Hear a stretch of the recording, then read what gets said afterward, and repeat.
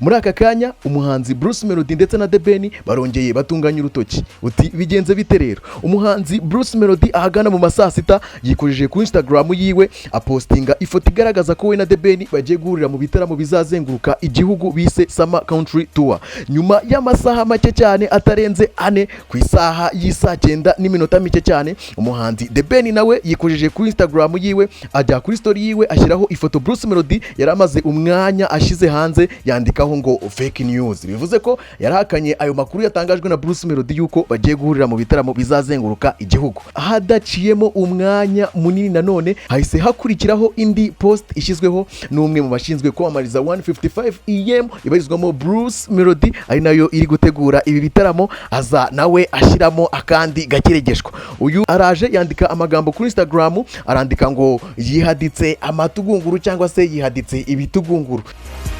Aya magambo ni insigamigani asa n'uyiciriye The Ben, aho insigamigani yakomotse ku mugabo wakomokaga ibwami kera wavukanaga n'umwami, ubwo uyu mugabo yasabwaga kujya gutabara bagenzi be bari baheze ku rugamba, kandi yarazwi nk'umuntu wagiraga ubwoba cyane watinyaga kwitabira cyangwa se kujya ku rugamba. Yaje kuba yasabwa kujya gutabara bagenzi biwe bari ku rugamba, ubundi ubwo mu rukerera uwo munsi nibwo yagombaga kwerekeza ku rugamba kujya gutabara bagenzi be.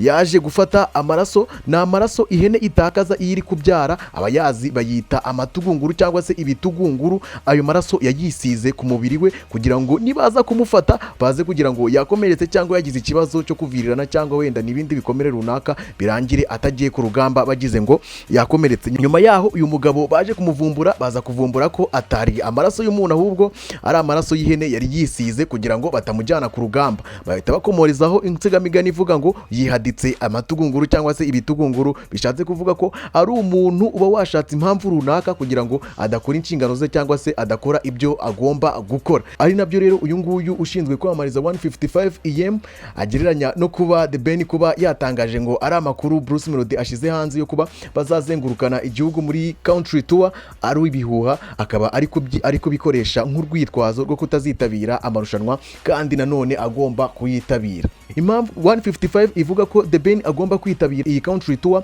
nuko umwaka ushize mu kwezi kwa 11 ubwo aba bombi basinyaga amasezerano y'ubufatanye ngo hari mu gitaramo cya The Ben cyagombaga kuba ku itariki ya mbere z'ukwa mbere umwaka wa 2026, ubwo The Ben yagombaga kuririmbamo ndetse na Bruce Melody akaririmbamo. Mu masezerano basinye rero harimo nuko nyuma y'iki gitaramo bagombaga guhurira mu bitaramo Bruce Melody nawe azakora bizenguruka igihugu. Bivuze ko The Ben agomba kubahiriza ayo masezerano akitabira ibi bitaramo, cyane ko mu masezerano basinye harimo no kuba uzayica cyangwa se akarenga ku byo bemeranyije zacibwa amande agera kuri miliyoni 600.